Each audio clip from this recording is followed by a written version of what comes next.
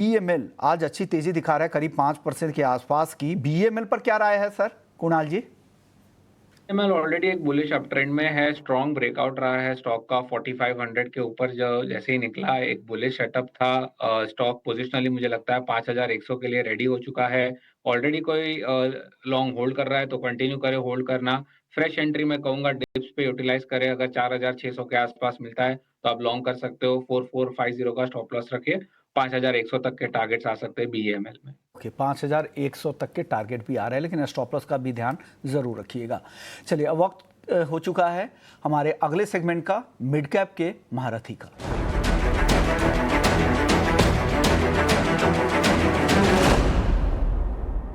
और mid cap के महारथी बताने के लिए हमारे साथ गौरांग शाह हैं, जियोजीत फाइनेंशियल से। बहुत बहुत शुक्रिया सर।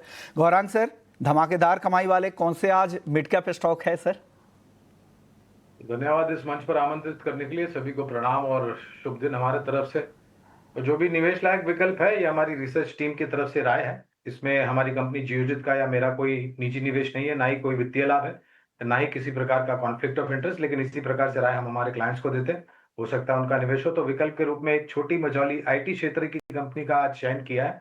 और इस आईटी क्षेत्र की इस छोटी मझौली कंपनी का चयन करने का इसलिए भी है क्योंकि आज दबाव में आईटी क्षेत्र, लेकिन ये छोटी मध्यम अवधि में जो हो रहा है उसको लेकर के लंबी अवधि के लिए हमें काफी पसंद आता है हमारी टीम को साइंस लिमिटेड।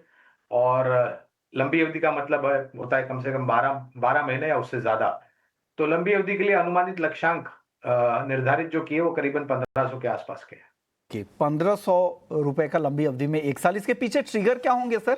साइंस में इतनी तेजी जो आप देख रहे हैं।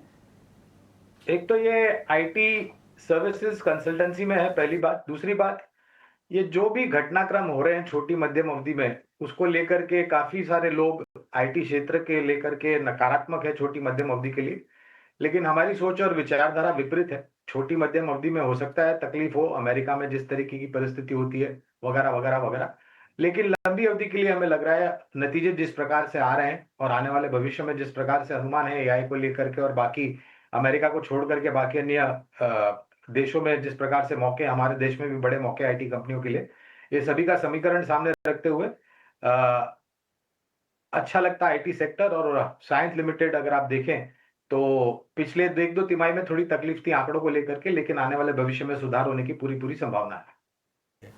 तो साइंस लिमिटेड 1500 का टारगेट, यहाँ से 200 रुपए से ज्यादा की तेजी गौरांग सर को लगती है। शुक्रिया सर, आपने वक्त दिया और हमारे दर्शकों को लंबी अवधि के लिए मिड कैप की टॉपिक आपने बता दी।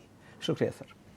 चलिए आगे बढ़ते, कुछ और मिड कैप स्टॉक्स की बात कर लेते हैं जहां पर आज एक्शन है। एक और स्टॉक से, हालांकि शिप बिल्डिंग कंपनी की बात हुई थी, तो शिपिंग कॉर्पोरेशन पे एक बार और राय ले लेते हैं। 4% की तेजी दिखा रहा है ये काउंटर। यहां पर क्या राय है Kunal sir? Definitely shipping companies में कहीं ना कहीं बुलिश मोमेंटम बना रहेगा, क्योंकि जिस हिसाब से ये ग्लोबल टेंशंस है, यहाँ पे शिपिंग के रेट्स बढ़ेंगे तो यहाँ पे इन कंपनियों को फायदा होगा। सो मुझे लग रहा है व्यू बुलिश है। एससीआई में आप देखोगे तो हमने कच्ची खासी बाइंग पहले देखी थी, फिर कंसोलिडेशन है, वापस एक ब्रेकआउट आया टेक्निकल्स पे। सो 210 का स्टॉप लॉस है जो सपोर्ट है। हाई लेवल्स पे स्टॉक आपको 240 से लेकर 250 तक के टारगेट्स बता सकता है। ओके सर, आईटी में एक बार इन्फोसिस पर आपकी राय लेना चाहूंगा। आज 2.5% कमजोर है। एक्सेंचर के नतीजों की हम जैसे चर्चा कर रहे थे Q3 की